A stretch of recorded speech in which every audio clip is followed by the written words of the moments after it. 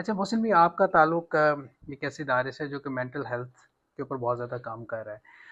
Very unfortunately کہ ہمارے اس ہاں مینٹل ہیلتھ کے اوپر بہت زیادہ کام نہیں کیا جا رہا، جو جی جو مجھے ایسے لگتا ہے. جی ہمیں یہ لگتا ہے کہ مینٹل ہیلتھ پہ بات کرنا ایسے ہے کہ جیسے کسی کو کہنا کہ آپ کسی سائیکالوجسٹ یا سائیکائٹسٹ سے مشورہ کریں تو کہتے ہیں یار میں پاگل ہوں، ہوں میرا کوئی دماغ خراب ہے.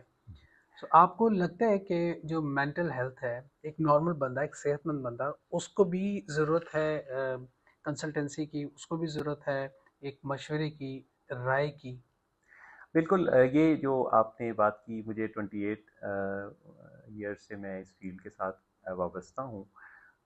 مینٹل ہیلتھ اس وقت دنیا میں ایک اتنا اہم موضوع ہے کہ آپ یہ دیکھیے کہ WHO کے مطابق 2030 میں جو دنیا میں سب سے بڑی کاز آف ڈیتھ ہوگی وہ ڈپریشن کو کہا جا رہا ہے. اچھا. تو دماغ کے اس نظام کو، برین کیمسٹری کو سمجھنے کے لیے ایک بہت امپورٹنٹ بات یہ ہے کہ دماغ کے اندر کوئی، ویسے تو بہت سارے کیمیکلز ہیں لیکن جو میجر نیورو ٹرانسمیٹرز ہیں ان کی تعداد کوئی 16 کے قریب ہے. ٹھیک ہے. اچھا، ان کیمیکلز کے ایک توازن کے ساتھ ہی ہمارے خیالات اور جذبات، ایموشنز، یہ سب کچھ جڑے ہوئے ہیں.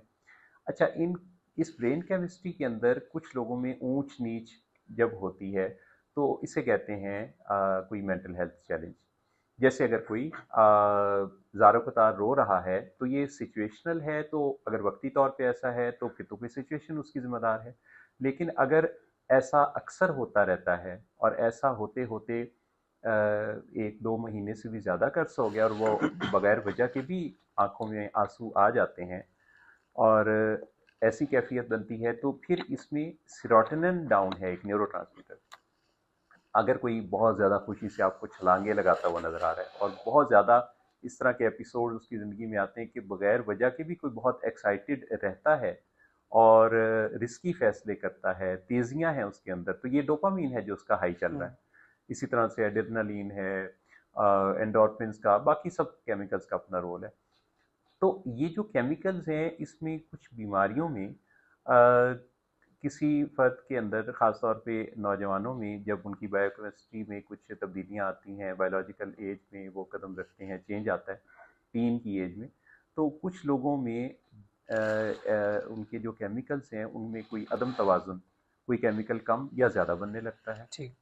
ایسے میں وہ اس کیمیکل کو بہتر کرنے کی کوششوں میں کئی دفعہ ڈرگز میں بھی چلے جاتے ہیں.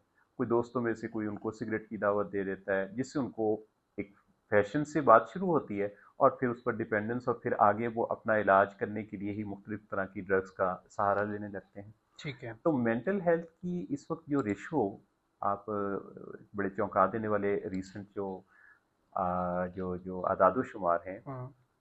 کہ پاکستان میں ہر چوتھے فرد کو کسی نہ کسی حوالے سے کاؤنسلنگ کی اور سائیکولوجیکل ہیلپ کی ضرورت ہے. ہر چوتھے فرد فرد کو؟ کو، جی جی. It's too much. اور یہ اس کی جو ڈیفیکلٹیز ہیں، یہ اس کی ریلیشن شپ مینجمنٹ میں کوئی کانفلکٹ مینجمنٹ کی ضرورت ہو سکتی ہے، فائنینشیل فٹنس پر اس کی ضرورت ہو سکتی ہے، اس کے فیصلے، اس کا سٹریس کا لیول. آپ دیکھیے اوور آل لوگوں میں جو سٹریس کا لیول ہے وہ پاکستان میں نہیں دنیا بھر میں بہت بڑا ہے.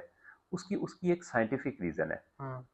اب یہ دیکھیے کہ اس وقت پچھلے، اگر میں 20 برس کا آپ کو بتاؤں تو ان 2 دہائیوں میں لوگوں کو انٹرٹینمنٹ کے لیے جو سب سے زیادہ پاپولر میڈیم نظر آتا ہے وہ ہے سوشل میڈیا. بالکل ایسے ہی. سوشل میڈیا پر ریلز اور شارٹس کی جو شکل میں جو ان کو انٹرٹینمنٹ کے سورسز جو بہت زیادہ پاپولر ہیں، ہر تھوڑی دیر بعد ان کو اپنا ڈوپامین کا انکریز چاہیے، کوئی ایکسائٹمنٹ چاہیے. ہر سکرولنگ کے اندر وہ چاہتے ہیں کہ اگلی ریل، اگلی شارٹ پر ان کو کوئی چونکا دینے والی چیز ملے. ہاں. بالکل ایسے ہی. تو وہ یہ جو شارٹس ہیں ڈوپامین کے، یہ ڈھونڈ رہے ہیں. اسی طرح کھانوں میں آپ دیکھیے کہ جو جنک فوڈ ہے، آپ فون کرتے ہیں تو کوئی کھانا آپ کو، کوئی چیز، کوئی فرائیڈ چیزیں جو ہے وہ ڈیلیور ہو جاتی ہیں. تو یہ جو جلدی جلدی ہم بہت زیادہ تیزی سے اپنے موڈ کو ایکسائٹمنٹ ایکسپیرینس کروانا چاہتے ہیں، یہ وہ وجہ ہے. اور دوسری طرف کیا ہم کر رہے ہوتے ہیں، ہم دراصل بوریت کو اوائڈ کرنا شروع ہو گئے. یعنی ہمیں لگتا ہے کہ ہاں. ہمارے لیے بور ہونا دنیا کا سب سے مشکل کام ہے. لیکن یہ مشکل نہیں ہے. بور ہونا چاہیے بور ہونا چاہیے. تھوڑا سا، ٹھیک ہے. اس لیے کہ جب آپ بوریت سے اتنا جی چرائیں گے اور اپنے آپ کو ہر وقت آپ ایکسائٹمنٹ کے ساتھ رکھیں گے تو آپ کا فوکس خراب ہو جائے گا. اور یہ جو لوگوں کا فوکس اس وقت بہت زیادہ خراب ہے، یعنی آپ دیکھیں کہ کسی کو سمجھانے والی بات اگر آپ کر کے دیکھیں تو فوراً اس کا رد عمل کیا آتا ہے کہ جیسے کہ اس کو سب پتہ ہے اور آپ اسے جو سمجھا رہے ہیں، یہ آپ سمجھانے کی جو جسارت کر رہے ہیں اس کی نہیں ضرورت. ماں باپ بچوں کو نہیں سمجھا سکتے، بالکل ٹیچرز ایسے ہی. بچوں کو نہیں سمجھا پا رہے، ایک دوسرے کو لوگ سمجھ نہیں پا رہے. گھروں میں میاں بیوی کا رشتہ جو محبت کی شادی بھی ہو، وہاں بھی وہ ایک دوسرے کو تھوڑی عرصے بعد ایک دوسرے سے بور ہو جاتے ہیں. تو یہ سب کچھ کیا ہے؟ اس لیے اس بات کو سمجھنے کی ضرورت ہے کہ ہماری جو مینٹل ہیلتھ ہے، پیس آف مائنڈ ہے، ہماری جو سائیکولوجیکل گروتھ ہے، اس پہ ہم کوئی توجہ نہیں دیتے، کام نہیں کرتے. ہم بس راتوں رات مشہور ہونا چاہتے ہیں، امیر ہونا چاہتے ہیں، اور ہم بہت ممتاز ہونا چاہتے ہیں، اور ہم چاہتے ہیں کہ ہمارے بارے میں ہی بات ہوتی رہے. تو ہم اس کے لیے کوئی کوشش، جدوجہد، محنت نہیں کرنا چاہتے. ہم دوسرے کو سننے کی نسبت سنانے میں، بتانے میں زیادہ انٹرسٹڈ ہیں.